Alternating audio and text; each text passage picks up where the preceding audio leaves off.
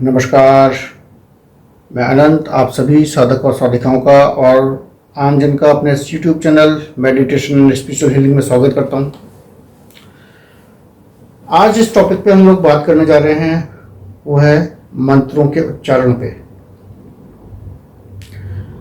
आप लोगों ने बहुत बार नोटिस किया होगा कि लोगों की जीभ साफ नहीं होती है या कहें कि स्पीच साफ नहीं होती है। कई लोग हकलाते हैं, ढंग से बोल नहीं पाते हैं। तो क्या उन लोगों को मंत्रों का उच्चारण नहीं करना चाहिए या वो मंत्र उच्चारण नहीं कर सकते? तो अगर ऐसा है तो क्या ईश्वर उनकी सुनेंगे नहीं या उनको पूजा पाठ छोड़ देना चाहिए? तो इसी टॉपिक पे हम लोग बात करने वाले हैं आज।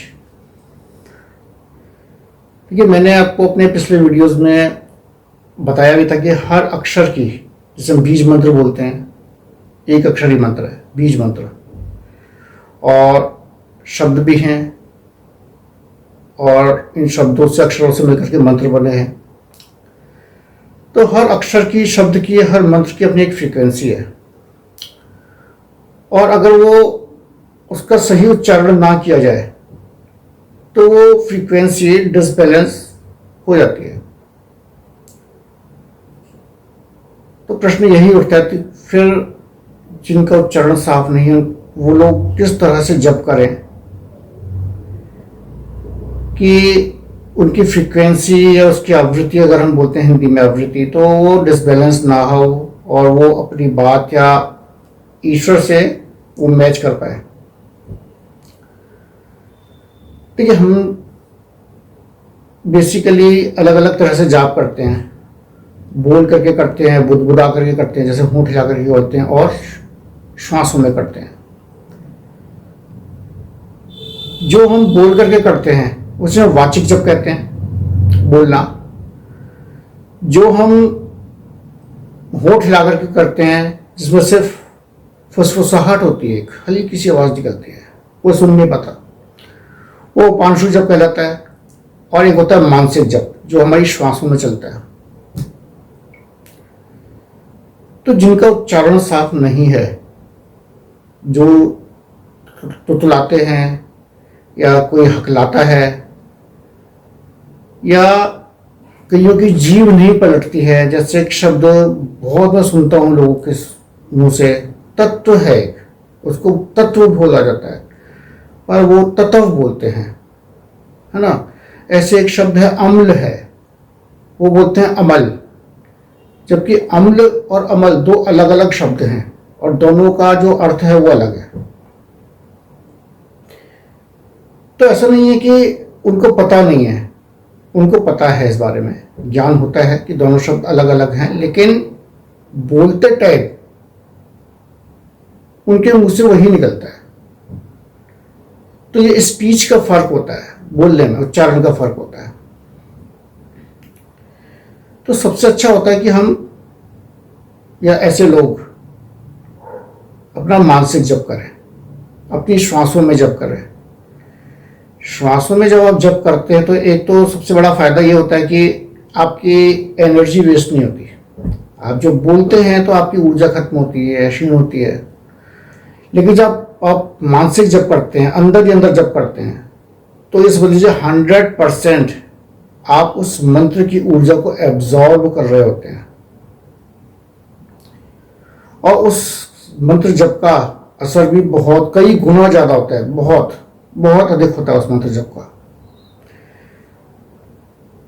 तो जो लोग मंत्र जप करना चाहते हैं और उनको लगता है कि भाई हमारा उच्चारण साफ नहीं है, हम लोग साफ नहीं बोल पाते हैं या हम हकलाते हैं, तो वो लोग अपना जो जप करते हैं वो अपनी श्वासों में जप करें। इससे दो फायदे होंगे, एक तो आपकी ऊर्जा नष्ट नहीं होगी और दूसरा आपका जो उच्चारण है मंत्र जप को लेकर के वो प्रभावित नहीं होगा। ये 100% है। अगर आप श्वास में जप करते हैं तो आपका जो उच्चारण है वो अंदर ही अंदर रहता है। उच्चारण आपका जीभ के मूवमेंट के ऊपर डिपेंड करता है लेकिन जब भी अंदर चल रहा है, वहाँ पे आपका जीव का जो मूवमेंट है, हिलना है, वो बंद हो जाता है। तो उससे आपका उच्चारण खंडित नहीं होता, खराब नहीं होता। और आप करके देखिएगा, एक बार मेरे कहे से आप श्वासों में जप करके देखिए, आपको बहुत फर्क नजर आएगा। 21 दिन का संकल्प लीजिए, 41 दिन का संकल्प लीजिए, 11 दिन का संकल्प लीजिए। संकल्प लेकर के आप मंत्रोच्चारण करें और फिर आप देखिए चमत्कार। इस तरह से मंत्र जप करने का आपको बहुत फायदा होगा। कोई भी मंत्र हो सकता है, आप जो आपके इष्ट हो, जिसका आप में भाव जागृत होता हो। भाव से मुझे याद आता है कि बहुत से लोग बोलते हैं कि भाई मंत्र के उच्चारण पे निर्भर नहीं करता, आपके भाव जागृत होने चाहिए, आपके भाव मैच करने चाहिए। एक तरह से आपके भाव कैसे हैं आपके इष्ट के प्रति, वो मैटर करता है, मंत्र का उच्चारण मैटर नहीं करता।